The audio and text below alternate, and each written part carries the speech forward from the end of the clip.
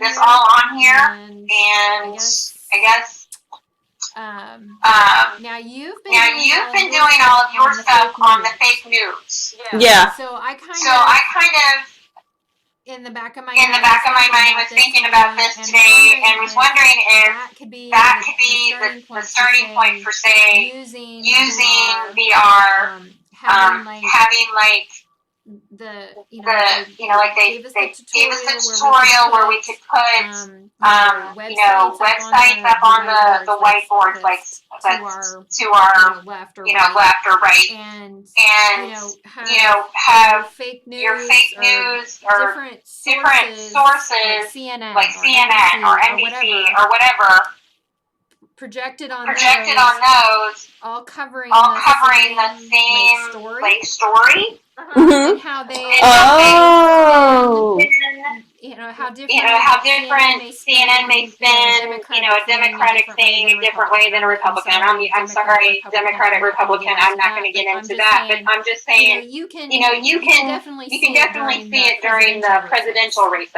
Yeah. Different news places will spin things a completely different way, depending on who their particular company or newscast is backing.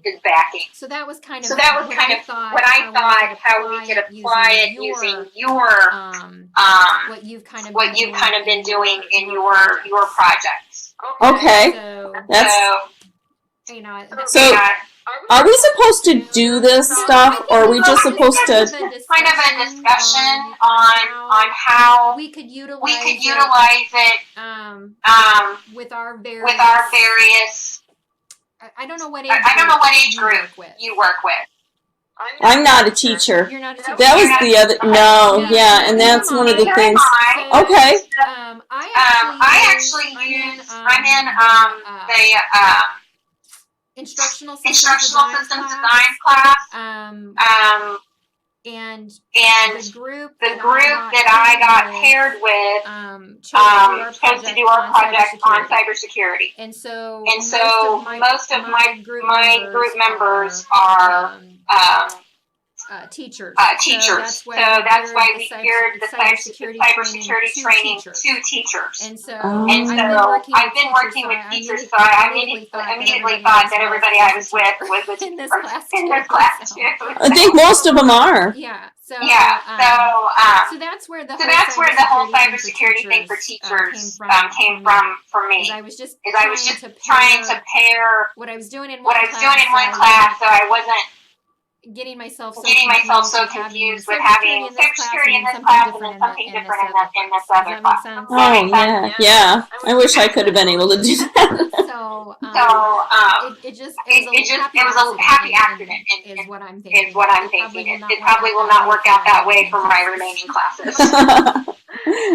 So all right. That's just kind of what I thought. I know that you and I both had the same issues when we did the tour, and that getting around in this virtual world was dang near impossible. Oh my gosh, yes. So I didn't want to have to do anything where I had to navigate around that building again.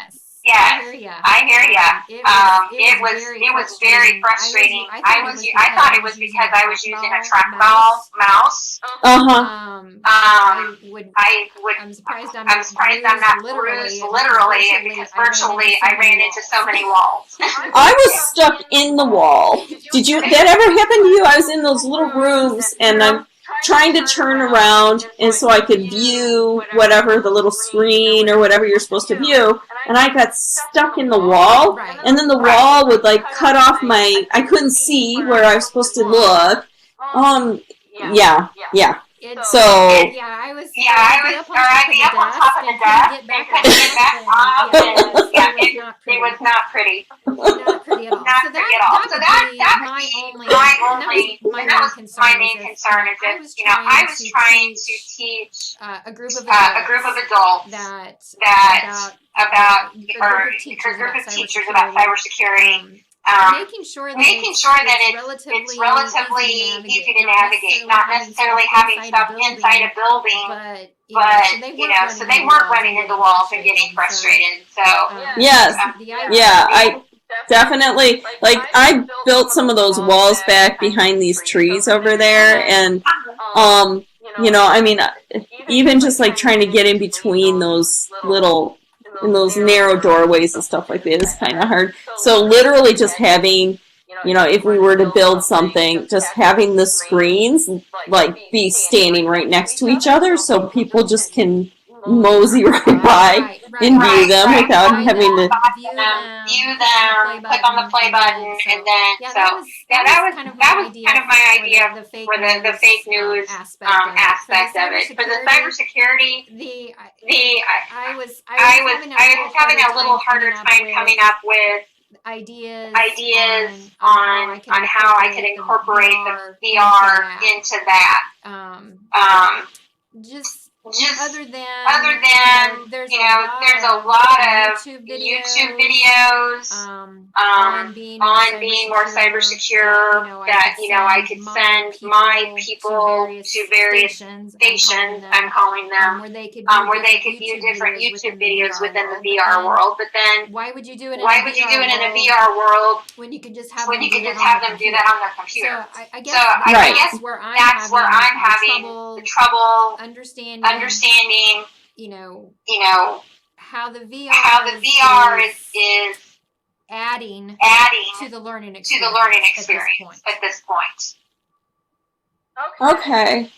All right, so refresh my memory. What were your other, I can't click, let's see if I can click.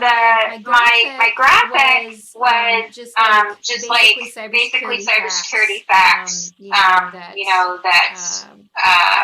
the 91% of all phishing or ransomware is delivered via a phishing attack or what have you. And then my audio was just why hackers are targeting public schools now. And then my final video was that the phishing one? The deceptive phishing, right?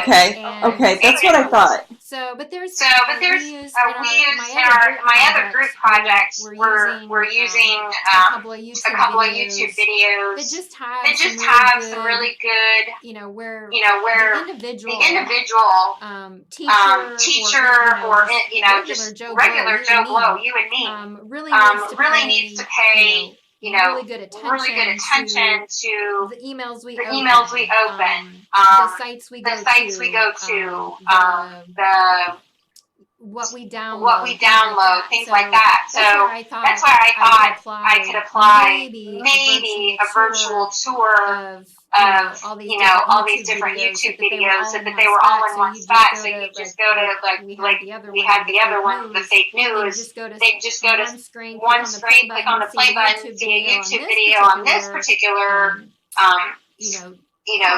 part of cybersecurity, and then after they get done, they go to the next one. So it'd be all in one location. Would be the only benefit to having it be in the virtual world instead of just a clickable link to the YouTube video. If you had a lot of time, you could create dummy, like phishing emails, or dummy, fake websites, and then have those on interactive on the screen, a lot like what we, and then you could be like fake or real or phishing, or is this a dangerous website to click on or not, and have them, then if they click, and then have something happen on the screen. Big buzzer if it's wrong. Yeah, or ransomware now. Yeah, something like that would be kind of cool. Okay. Like a big shark jumps up. I was that That sounds like actually a cool idea. So it's getting adults as well as kids. I can't even imagine trying to get a younger kid to where they could navigate this world. But then again, maybe they're more I guess learned in navigating their video games and stuff like that they find it just super easy. It's those old people that. Oh yeah, no, it's totally us because they've been playing Minecraft since they were 12 months old. So well, it's fun. I played Halo with my son.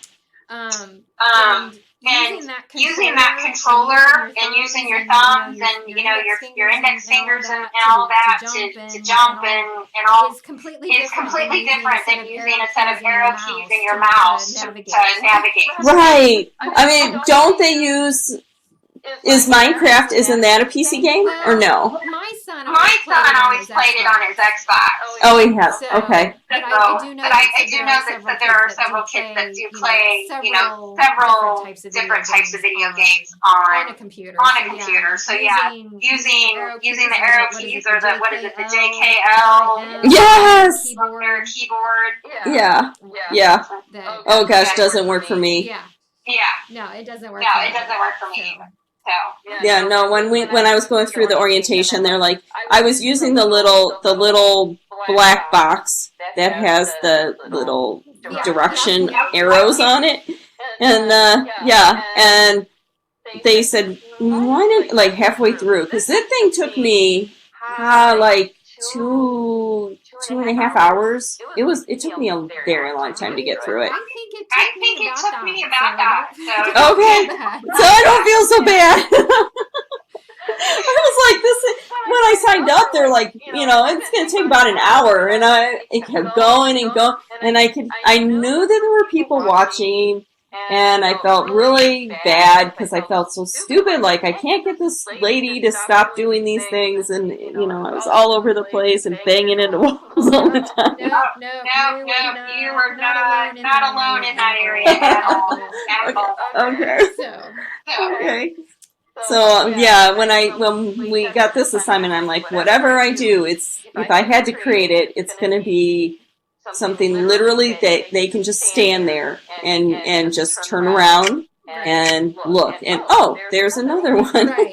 There's another wall with the next one. In the tour, that final thing where they had the.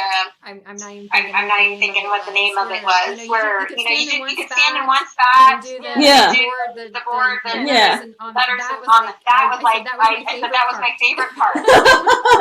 Because I didn't run into walls. Every time I was like, okay, what's the next? Oh man, I gotta go wandering around these buildings again. Are you kidding me?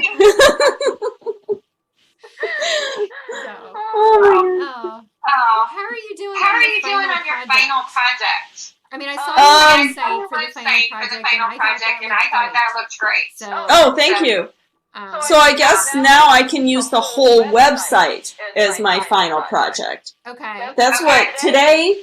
The instructions actually kind of clarified a little bit, and because I thought it was just one page, because the first day we got that thing and it said create a page and put project 1, 2, 3, 4. Right. And then I was like, okay, so what are we supposed to do with this? And then it said we're supposed to have this other. It's going to be interactive, and it's supposed to be from the perspective of the student. So then I was like, well, then what am I doing with this other page that has project 1, 2, 3, and 4 on it? Right. And so then I was really confused. So I think that basically I'm treating the whole website as my final project.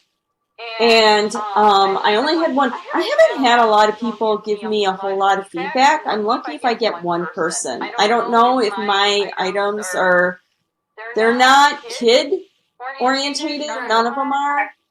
And we have mostly teachers, and I don't know if they just don't know what to say. Right. Well, I have to admit, you're usually the first one to post, and it usually I have to go back and look. It's like, boy, my stuff really juvenile juvenile compared to Oh, no. Hers looks so professional. It's like, I gotta go back and rethink here. Oh. I mean, well, I do that. I have to admit, you set the bar pretty high on a couple of things, and I did go back and rework some things just because I felt like I'm in a graduate level class here, Cindy. You need to step up your game here. Oh man, I don't mean for people to feel like that. I just, I only have certain days of the week that I can work on stuff. Right. And it's usually Sunday. So then I post it right away because then I'm like, okay, I'm going to give everybody like a whole week to respond. And then I'll get one person to respond and, give me some feedback. Right. I think I had one of my projects that I even asked people, please help me with this, and I don't think I got anybody to respond. So. Oh my gosh, yeah, I don't. And then other ones, I'm like looking and what? Hang on, somebody's trying to call me for my work. Oh, man. To take it? No. Okay. So I'll have to call them back after. Since there's only two of us, I don't know. If there was two more people here, then we have two more kind of projects that we could discuss. But I think we kind of got a pretty good idea of what we would use the VR world for each of our projects. So, okay. Can you think of anything else? No, I mean, I thought we were supposed to have everybody. Yeah. So I'm not sure what we're supposed to do, but I guess you've got the recording. Yep. So if you want to turn that in, and then what else are we supposed to do with this thing? An overview of this meeting. I think just written out text-wise and maybe included with the screen capture that I've got here. Okay. So just a recap of what we discussed and kind of what our projects would include, our virtual VR projects would include. And that's all I can see. Like I said, it's 10 points. So, I mean, yeah. I don't think 10 points, would really warrant us actually going through the motions of actually throwing a YouTube video up on the wall, or throwing a couple of fake news articles up on the wall, or whatever on the virtual wall. So I think what we've got here, along with a text recap, would be just fine. Okay. I wasn't sure because what they have to do is 2 hours long, so I didn't know. But if we had a couple other people, I mean, ours could eventually, discussion-wise, it would take a little bit longer, I would think. So, yeah. Two of those people didn't show up. Was there just four? Yeah. 4 or 5? There was just 4 people in this special VR project because we were the 4 that did the tour at a different time. Okay. So. And the one lady said she could only do Tuesdays and Thursdays, so that's why we're here. Right. Because I didn't think she'd want to do it on Thanksgiving. Yeah, no. I don't even want to think about schoolwork on Thanksgiving. Right, no. Although I think I'm going to have to make one of my kids do my final project evaluation thing on Thanksgiving, because he's going back to school on Friday. Oh, okay. Have you looked at those yet? Is that the final project evaluation report guidelines? I printed them off so that I could review them. I am taking off work tomorrow. I was going to do it. So yeah, I will probably work tomorrow on schoolwork and then have Thursday. But yeah, I got 2 kids that could maybe do it. So they've got to go through it and evaluate it. There's 3 parts to that, and before you can get them to do it, you have to create the survey, or the one is like a learning experience thing, and what he gives us is a course, like as an example. Okay. It's like, I took this course and how did I like it, kind of thing. And it has all these questions pertaining to an online class which don't pertain to our projects. So you're going to have to recreate that before you have, and you have to have 3 people. Okay. And Yeah, one of them is going to